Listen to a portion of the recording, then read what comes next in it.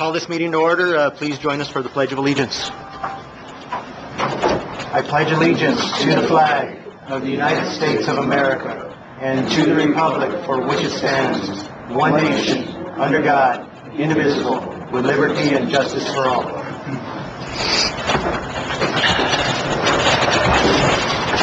First item on the agenda is approval, disapproval of ordinance number 1240 concerning the municipal joint utility system of the town of Silver City, New Mexico, providing for the issuance of the town's one joint utility system improvement revenue bonds, qualified energy conservation bonds, direct payment, taxable, and Series 2015A in the aggregate amount of $4,185,000 to A, acquire, install, retrofit, and replace water meters for the town joint utility system under the town's Green Community Program, and B, pay cost of issuance of Series 2015A bonds, and 2, joint utility system refunding revenue bonds, tax-exempt Series 2015B in the aggregate principal amount of $595,000 to A, refund, redeem, and pay town's outstanding loan agreement as amended with the New Mexico Environment Department, and B, pay cost of issuance of Series 2015B bonds,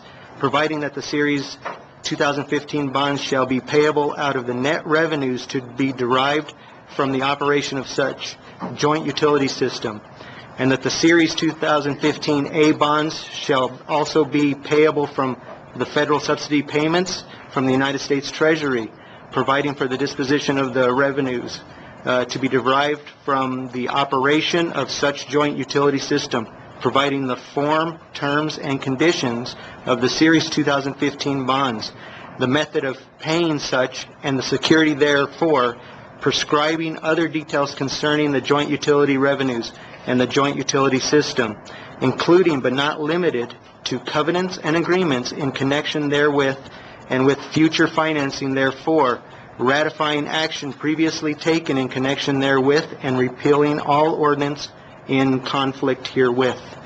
Mr. Brown.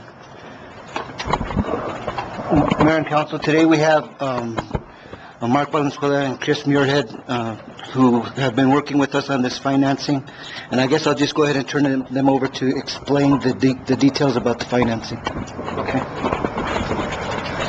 Mayor and members of the council, my name is Mark Valenzuela. I serve as the financial advisor of the town of Silver City. If you recall, several months ago we met with you and talked about this qualified energy conservation bond. It was a means to lower the interest rate on financing for this water meter project. And since that time, with your staff, we've been working towards selling those bonds. We took the transaction to market yesterday and sold them, and we came back and we had talked to you previously about having an interest rate of lower than 2%, and we did achieve that. The market was, it's been a difficult market, as I'm sure you've seen in the headlines, with things in China impacting our markets here, but you still had very good reception on the bonds. We had investors buy 80% of the transaction, and then the bank that was actually underwriting it for you, they bought the remaining 20%. And that interest rate came in for the taxable at 4.48%. But again, that's a taxable rate. You get a net subsidy back from the federal government for these bonds, and so your net cost on this whole transaction from an interest rate perspective is about 1.5%, and that's on a 20-year financing. So it was a very strong financing from our view. Chris Muirhead will take you through the sales rate or the bond ordinance and seek your approval for that. And as your advisor, I recommend that you approve the transaction that's in front of you because it's met all the requirements that we were hoping to achieve. Very quickly, Councilor Benson, do you have a question or a comment? No, I just wanted to say, well, the only comment was say that the 1.5% net cost on interest rate is very good. Yes. With that, Mayor and members of Council, that concludes my presentation. I'm happy to answer any questions about the market or the transaction itself if you have any questions, but without that, we'll have Chris take you through the legal document. Any questions for Mark? So they, Thanks, Mark. Good morning. Chris Muirhead with the model firm or your bond counsel for this transaction. What you've seen in the past a lot of times is an ordinance, and then we come back with a sale resolution that sets the pricing terms. What is equally common, depending on the transaction, is to have one ordinance lay out all the terms of the bonds, how it's structured, as well as the pricing terms. And so that's what you have in front of you now, is one all-inclusive ordinance. Just to give you a brief overview before we look through the ordinance, the transaction is structured in two parts. The first part is the new money part, as you see, the $3,910,000 taxable Series A. That is the one that is with the federal program for the qualified energy conservation bonds. This public improvement fits within the federal guidelines to qualify for this program, which receives federal direct payments to compensate for the taxable interest, the idea being that there's a federal or public purpose to qualified energy conservation efforts. This program fits within the green community component of that program, and so that's the first aspect of this. And then there's going to be, throughout this document, references to Section 54D of the Internal Revenue Code, which lays out how that all works. And our role is to make sure that you're in compliance with that. We've done that. There are strict requirements about cost of issuance, whether there's premium, whether there's a reserve fund, things of that nature. Mark has worked hand in hand with us and with the underwriter to make sure that's all done, and so we're in compliance with all of those. So part of this document is going to just be referencing those Internal Revenue Code provisions so that we qualify for that direct subsidy. The other financing is the refunding of that NMED loan, and the deal there is that's the straight tax exempt financing, which you normally would see for a governmental purpose. There, the motivation is that they had an outstanding parity lien on the net system revenues. There are multiple restrictive covenants that the Environment Department imposes to clear up those hurdles and to basically consolidate all your debt into one financing. That was refunded at the 2%, as you see in what Mark has laid out for you. So, and that's in the amount of $905,000. So just keeping in mind those two particular financings, they're all done in the same ordinance, but they're unique in the terms of one being for the water meter program, the other being for the tax-exempt financing. Looking at the, I'll highlight some things as we go through. If you turn to page 3 for people on the phone, the final whereas on that page references the purchase price for the underwriter. That lays out the terms of the deal. There is a separate bond purchase agreement that, if you approve the financing, we'll sign this morning. That's the agreement between Stiefel, the underwriter, and the town for them to purchase and underwrite these bonds. That last whereas lays out those terms of purchase, and Mark, as financial advisor, makes sure that they are in compliance with industry standard, and he has basically polished them down to a good deal for the town, as he's kind of hit in terms of the cost of that. When you get over to page 4, and this goes through page 10, you have all the defined terms in the document. This is very common. There is one other thing I would point out. On the top of page 4, there is the acquisition of municipal bond insurance and reserve fund insurance for this transaction. That takes it from the A-minus investment grade that the town got for the credit and moves it up to a AA investment grade that ties to the insurer. And again, Mark does all these calculations, and looking at that, the cost of the insurance is less than the benefit you get in the lower interest cost for the higher rating. You also, with that reserve fund, you don't have to use any of your own proceeds or money to fund that reserve. You can make a one-time payment to acquire the reserve fund policy, and it's there to serve as a reserve if it ever would be needed. But again, 4 through 10 are all just defined terms. Don't really need to spend any time on those unless you had questions. Those terms just work themselves throughout the document. The next significant thing would be on page 11, section 4C. That's the designation that's required by the Internal Revenue Code, saying that the town is designating these bonds as qualified energy conservation bonds, which we have reviewed and researched, and it does fit within the Green Community Program. So these are fitting within that federal subsidy. When you get into section 5, there's where the meat of the pricing is. This lays out the terms of the bonds. So on page 11, the bottom, the Series 2015A shows each of the principal payments. There are 2 term bonds, which are just a group of bonds 5 separate maturities grouped together to sell to an investor. Those are in 2030 and 2035, and it lays out the interest rates on those. If you go over to page 12, it shows the very short refunding, which takes out that New Mexico Environment Department loan, all at 2%, and shows you the 4 maturities starting in December 1 of next year to retire that debt. Section 6 is important. The optional redemption, the Series A bonds are subject to be optionally redeemed by the town should the town decide to do that on or after December 1, 2025. And again, at that point in 2025, you'd look at it and do an evaluation of current market conditions, factoring in the federal payments that you're receiving, which make this a very attractive deal and likely not refunded. You'd want to keep it going with the 1.6 or the numbers that Mark was talking about. The extraordinary redemption is specific to the 2015A bonds also. That is in the event that the federal government changes things all the time, and you would hope that this would stay the same. This program has been in place since the beginning of the recession in 2010, 2009. Should the federal subsidy payments be terminated or they be materially diminished, you would have the right to redeem these bonds and refund them at a tax-exempt rate. So you would turn around and say, we're going to pay off the taxable because we're no longer getting the subsidy and it's not benefiting us, and redeeming them with tax-exempt because they would qualify for tax-exempt financing had that been the more attractive thing. So you have that out if the laws ever change to say this is not a benefit to us any longer. We're going to change back to a tax-exempt financing. The sinking fund redemption, that ties back to those term bonds I referenced a minute ago, and that highlights the 5 maturities in each that the town will pay leading up to the totaling that term bond. The 2015 Bs are not subject to redemption. They're only 4 years long, so you would not have a redemption right there. As you look through, and I don't want to delay you, on 15 through 20 are really nuts and bolts of how the bond works in terms of the bondholder, the paying agent, the registrar, things of that nature.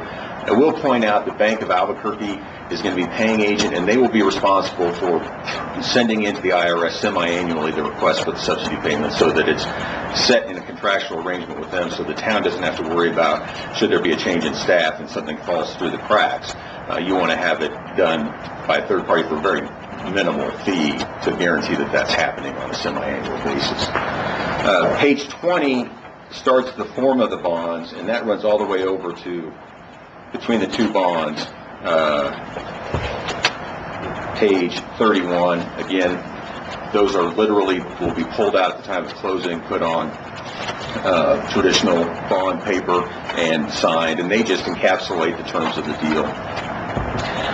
Section 14 just approves the various documents, including the insurance agreements and the commitments, the offering documents, the bond purchase agreement. Section 17 lays out how the proceeds of the transaction are deposited to the various accounts.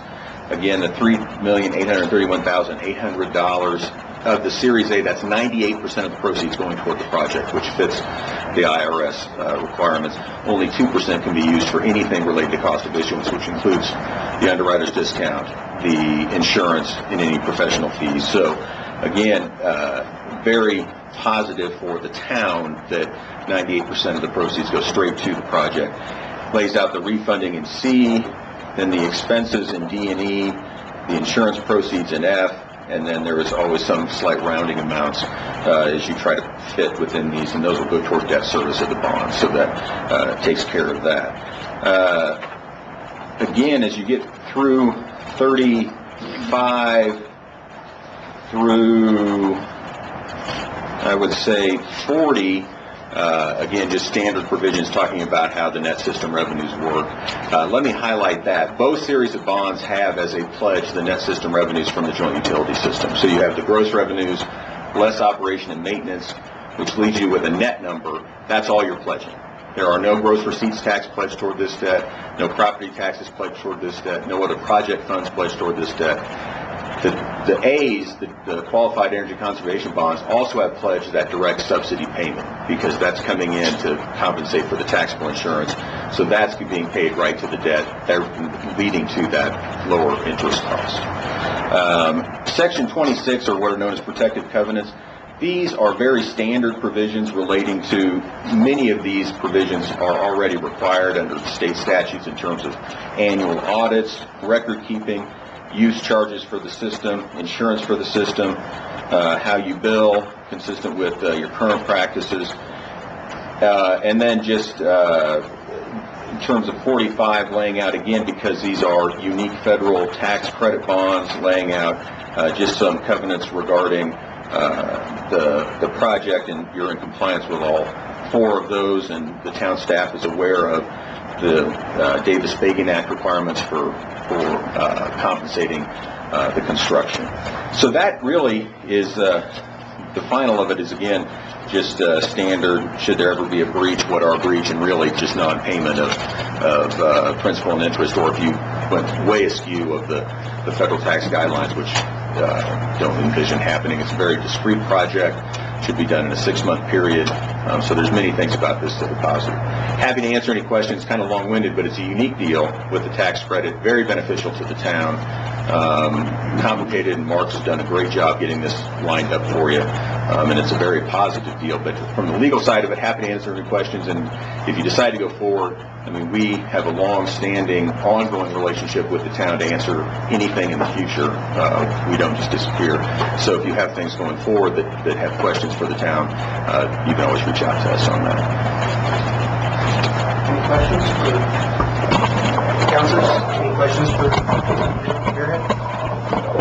Mr. Mayor? Councilor Amos-Smith? I just wanted to double check. When we spoke about this a few months ago, my understanding was that New Mexico had been allocated sort of like a chunk of money from this federal program, and it had not yet really been used. Do we see, so we're going to use some of it, is that correct? Yeah, that is correct. An excellent question. So there was like 20-some million allocated to the state. So because it's a federal subsidy, the Treasury Department puts limits on how much they really want out there, because it's payments coming out of the federal Treasury. So they say, okay, here's the total number. They allocate among all 50 states. Then within the state, they allocate amongst major metropolitan areas and then rural areas. You fall within a rural area where there was $12 million available. We went through the State Board of Finance application process in June, appeared before the State Board of Finance, did get it approved, and it is the first qualified energy conservation bond in the state. Thank you. I just want to reflect that we did have, as you know, we were discussing before, a number of citizens came and spoke about the having green community projects. They were very positive about this entire project, positive about water conservation and positive about this project at that time. And so I just want to say some of those citizens have spoken to me since and are still very positive about this project. So thank you for your help. Any other questions for Chris? No, sir. Just a very brief comment, especially, and this is just a comment from an accounting perspective and a government perspective. These are just wonderful. This is a wonderful financing opportunity for the town of Silver City to implement our green community program that has been in place for a couple of years and is policy, and staff has to work towards developing that program, and to be able to do so at such a rate is wonderful.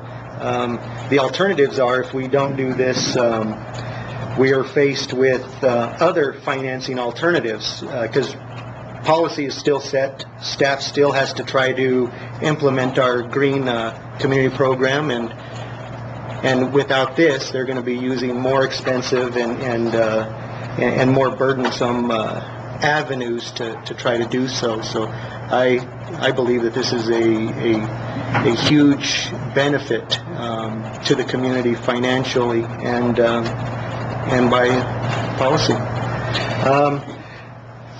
With that, I will allow the public to make some comments. I ask that the public keep it very brief, very to the point, about this bond. the good and bad about this bond. I know that there's some underlying potential projects that do play into this bonding system, and I will be a little lax in allowing you to speak about that. Just keep it brief. Give us new information. We've had a tremendous amount of information over the last couple of years, actually, and more specifically over the last couple of months. Most of that information has just led most of us to believe, and me specifically, that we made the right decision in 2013. There's been a tremendous amount of benefit, and not pushing that program forward is going to be detrimental to our citizenry, our 10,000 customers, and the thousands of others who also rely on our water system. So if anybody from the public would like to speak. And again, just try to keep it brief and try to keep new information. Thank you, Mayor Moronis. This is difficult for me, especially the mornings with my fatigue and sleep issues. Excuse me, Mr. Mayor, this is Councilor Benson. I'm having difficulty hearing the speaker. Is there a microphone? I'm sorry. There's a microphone. Could I put it up here? Could you? No, that doesn't. That's just for council. Will this move over a little bit? Will it reach up here? You know, there's and just try that. Speak. Do I need to be closer to it? Can you hear? That's better. That's better. Should I move? If I came forward, would that be better? You're good. Okay, Cynthia and Linda, can you hear me? I can hear you fine, sir. Okay. Yes, state your name. My name is Rick Fox, and as I was about to say, mornings are difficult for me due to my sleep and fatigue issues. I'll do the best I can, and also being up all night preparing for this, and I am very grateful to the city government allowing me to speak. This is a heartfelt, authentic statement of the truth. This is a heartfelt, authentic statement of my truth to the best of my knowledge and ability to articulate it, and I'm grateful for the opportunity to express it.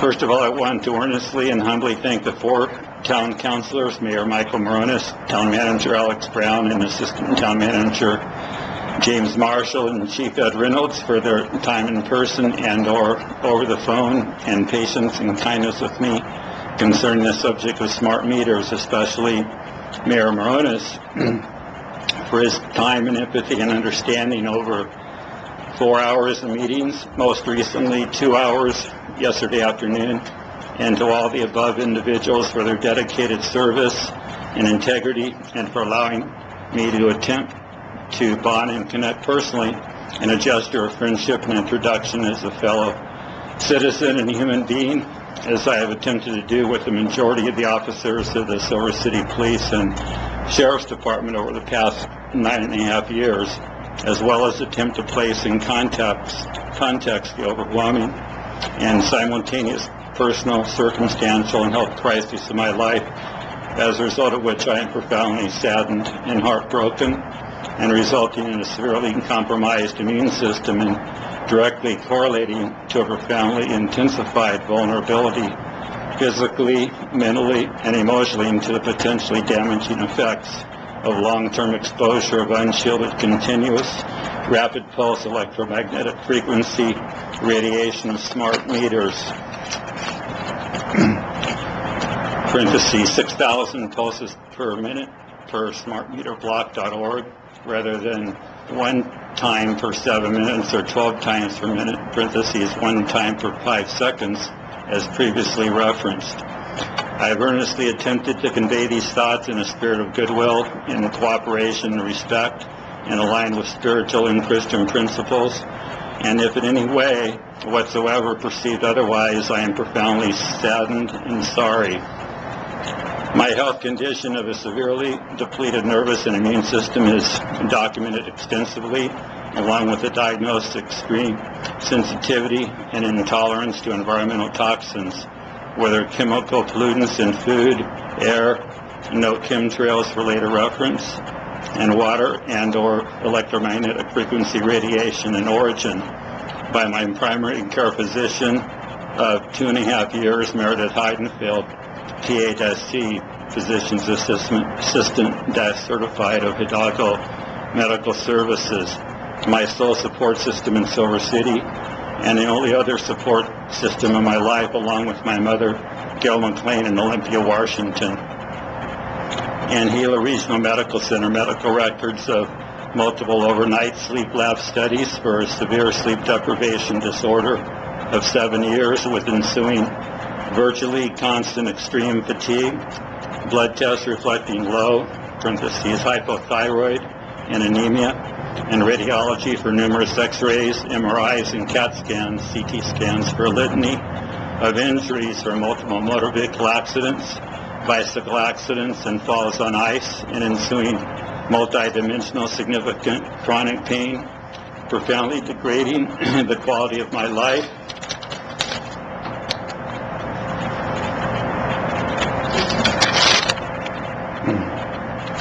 And lowering my immune and nervous system, and again raising my vulnerability to the degrading health consequences of unshielded, continuous, rapid pulse electromagnetic frequency radiation of smart meters. My health condition or lack thereof has also been documented by my previous primary care physician in 2 years, Alexis Harsh, certified nurse practitioner, Dr. Donald Steiner, certified sleep disorder and pulmonary lung specialist, Dr. Jason Coe, psychiatrist/mental health counselor at Hidalgo Medical Services, having subsequently taken his practice to Japan, with diagnosis of my generalized anxiety and chronic disabling depression and emotional distress and extreme insomnia, with resulting virtually constant extreme fatigue. Dr. Paul Stutzer, Doctor of Oriental Medicine at Silver Alternative Medicine, Monica Montoya, naturopathic doctor and formerly of Red Hat Chiropractic Clinic, and Dr. Could you wrap it up a little bit and try to get some new information in? Okay, I'm into the heart momentarily of the essence of the science of it. Okay, and Dr. Gilbert Arasaka, Sierra Dermatology, among others. I've been acutely aware of the extreme health dangers of smart meters for greater than 5 years, and one of my greatest concerns for my health and well-being, as well as the health and well-being of my mother and the rest of my family in Olympia, Washington, was the limiting possibility they would arrive in Silver City and/or Olympia, Washington, respectively. I value family and health along with spiritual growth, nature, and the outdoors, nutrition, and fitness as a lifelong, passionate, relatively elite long-distance runner until injuries derailed my running career circa 1999, along with principles of justice and what is right and fair and true as my core life values. I earnestly believe all assembled city government officials possess the integrity and intelligence and wherewithal with modern technology to create a win-win scenario to embody goals expressed by Mayor Moronis of sustainability, fiscal viability and efficiency, and conservation of water and other natural resources. I fully support and embrace all of these worthy causes, but not at the sacrifice of low or medium or high levels of damage to the health of any given citizen, whether it be your families or my family or anyone else. Even the vast majority of the Silver City population who are ignorant of these issues, or the smaller percentage who are aware but don't care enough to voice their concerns, still deserve to have their health protected. I'm no better or worthy than anyone else, but I do believe I do care more, and I'm willing to take the time and effort more than most for this cause, hopefully for everyone's collective welfare and health and well-being. As alluded to in many of the at least 18 websites I attach and offer as reference on the subject of the health dangers of smart meters, this is an extremely complex subject. What I humbly offer, I affirm, is true to the best of my knowledge and ability to source the truth, and I am still learning and trying to educate myself more each day, having set aside virtually all other critical issues of my life and dedicating nearly all of my time and effort to this issue the past 2 weeks. Fox, can we turn it over to some more individuals who may want to speak on this subject? And we look forward to the extra information.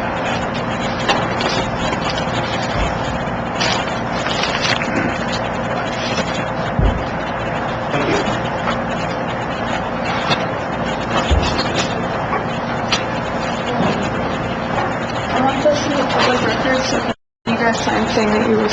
document.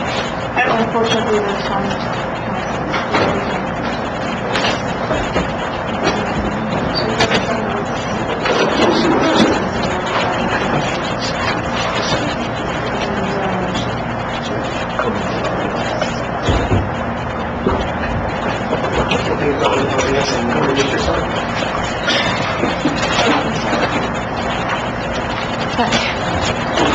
My name is Alicia Drew. I have a condition called electromagnetic hypersensitivity, which is a fancy way of saying blood poisoning, specifically in reaction to this technology because it's not like any other technology.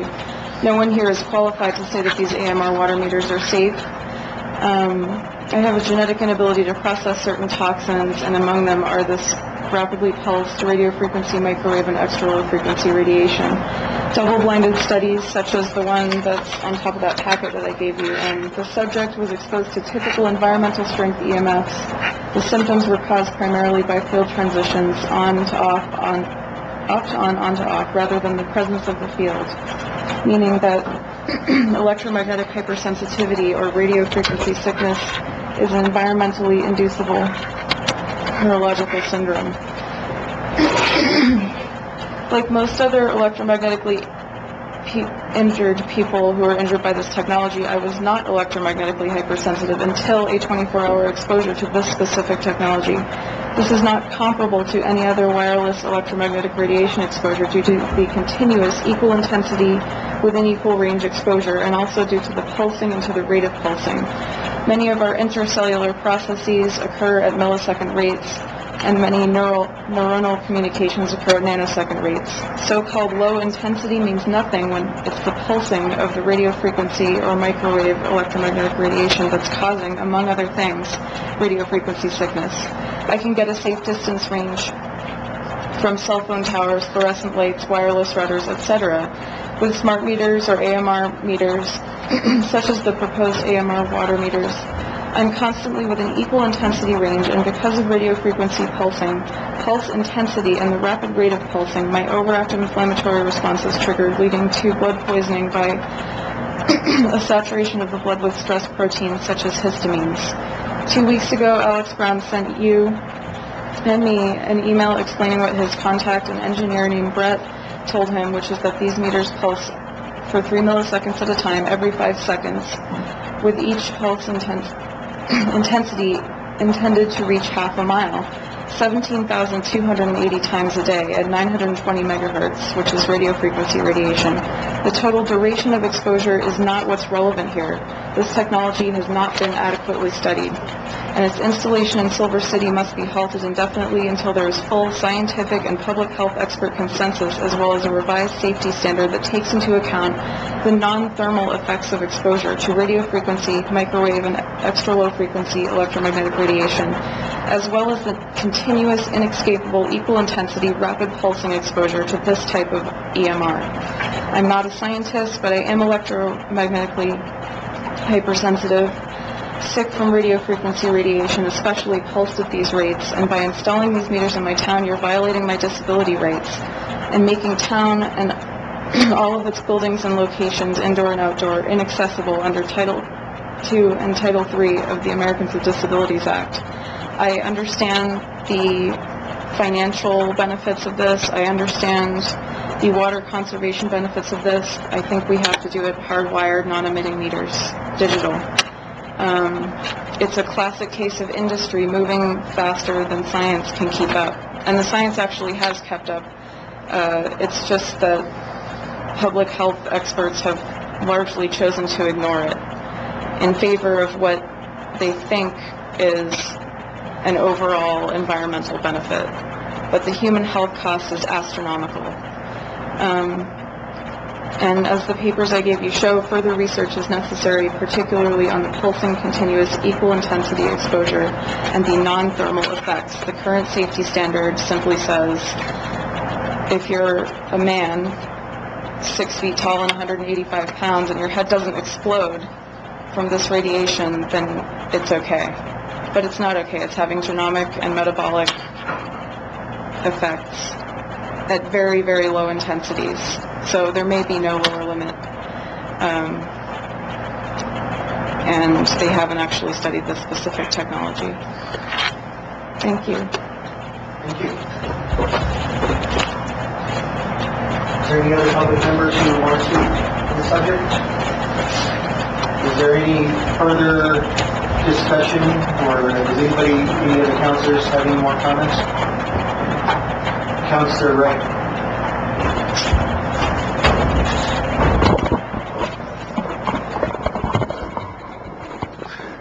Thank you, Mayor. I did a little bit of studying on this smart meters things. I looked up some information, and hearing this testimony here in the last couple of days, last couple of weeks, there is some effects to it, but there also is some sort of a protection to this smart meters. I gave Mr. Brown here a paper about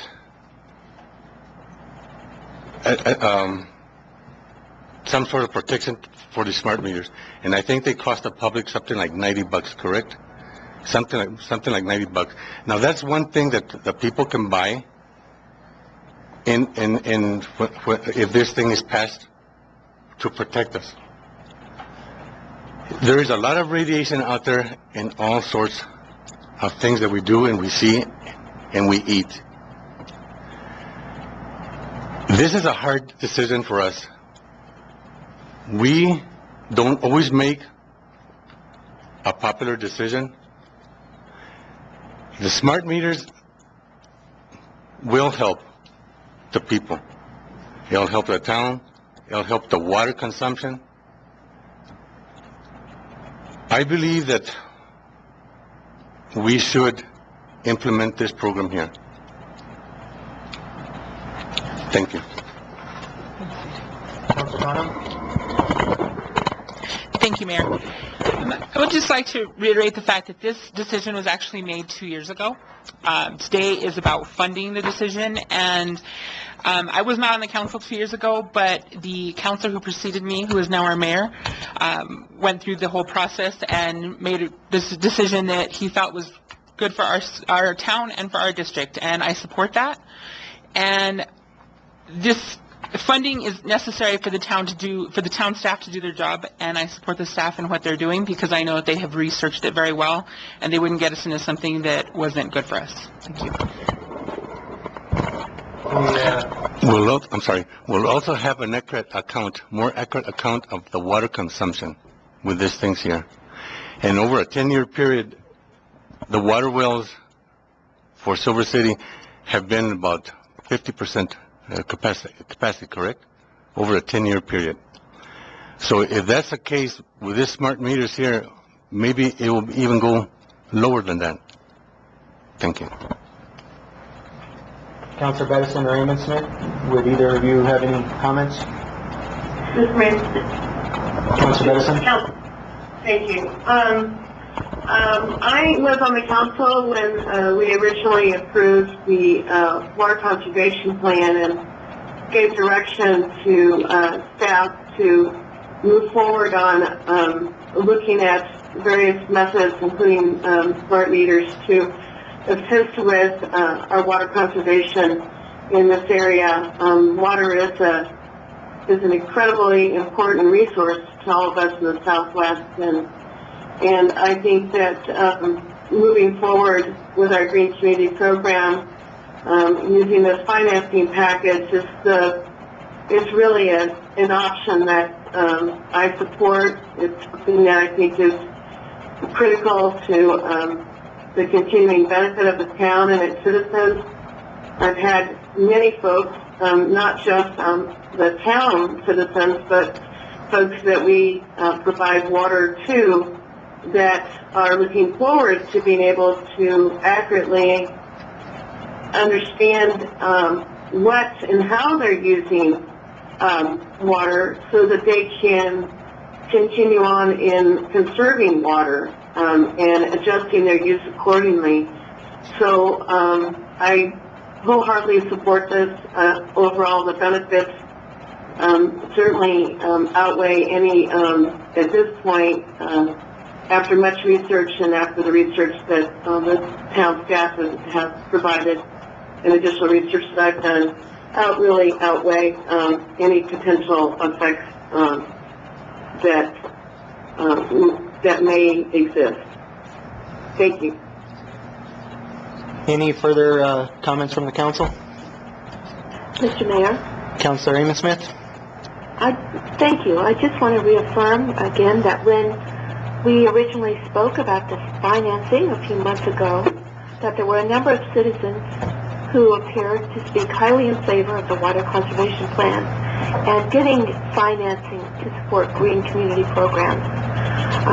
Those citizens, I think, have not appeared at this council meeting because they figured that they had already spoken in favor. So I cannot speak for them, but I just want to remind everyone that's on CATS. And so we do have a number of citizens out there who personally and publicly supported this action, as do I. Thank you. I'll entertain a motion. Mr. Mayor, Councilor Ray?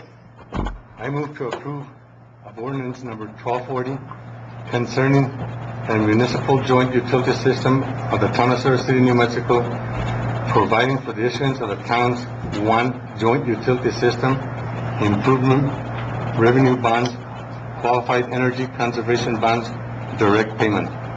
Taxable series 2015A in the aggregate principal amount of $4,185,000 to acquire, install, retrofit, and replace water meters for the town's joint utility system under the town's green community program, and B, pay cost of issuance of the series 2015A bonds, and 2, joint utility systems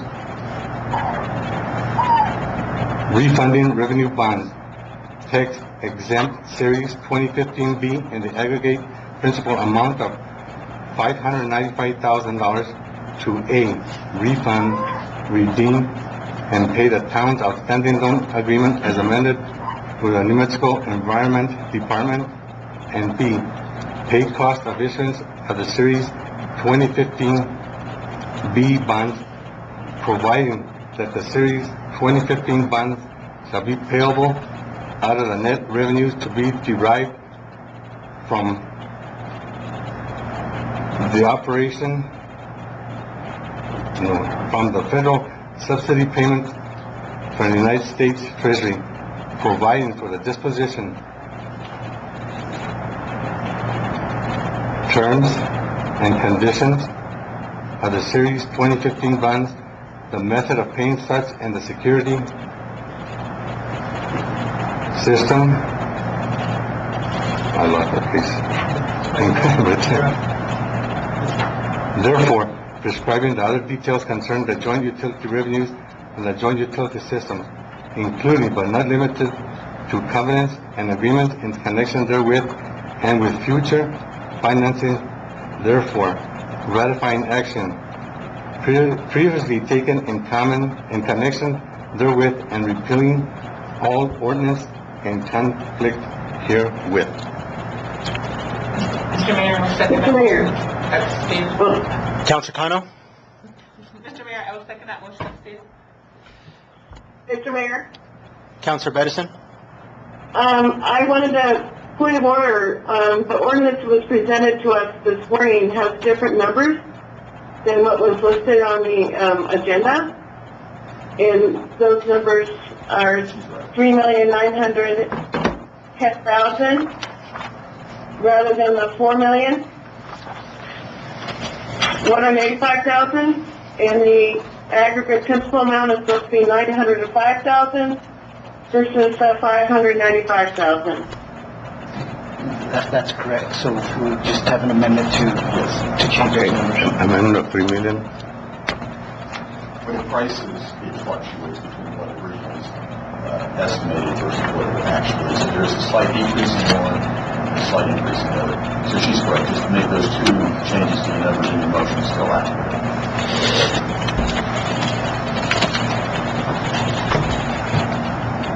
To make a friendly amendment, so I guess the other two have to agree. Do you agree with that amendment? Mm-hmm. I'll do it, yeah. Okay. 3.9? Okay. We have a motion and a second, as read into the record and with the friendly amendment. Is there any further discussion amongst the council? No, sir. We have a motion and a second as read into the record. Roll call.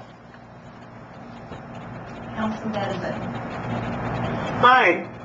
Councilor Amy Smith. Aye. Councilor Ray. Aye. Councilor Rona. Aye. Motion carries.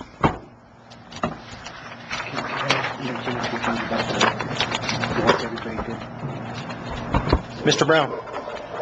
Mayor and Council, I wanted to, this was a very, very technical process, and I really want to thank Mark and his firm, George K. Baum, as well as Chris and his staff. I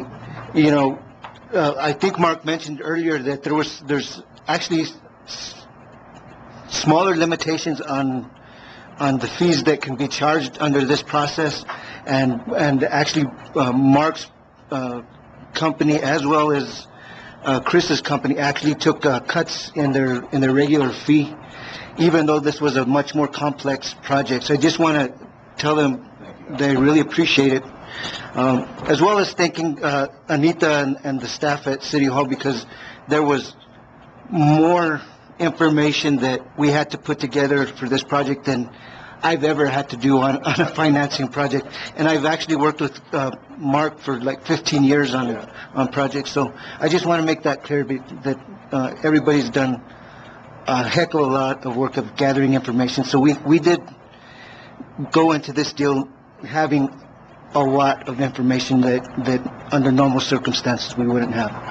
So I just wanted to thank everybody for that. Thank you, Mr. Brown. Councilor Connor, you think we can continue, or? Yeah, we got 10 minutes. We can finish. Next item on the agenda is approval, disapproval of resolution number 2015-25, a resolution adopting, approving, continuing disclosure, compliance procedures for bonds and loans of the town, other matters relating thereto, and ratifying actions previously taken in connection therewith.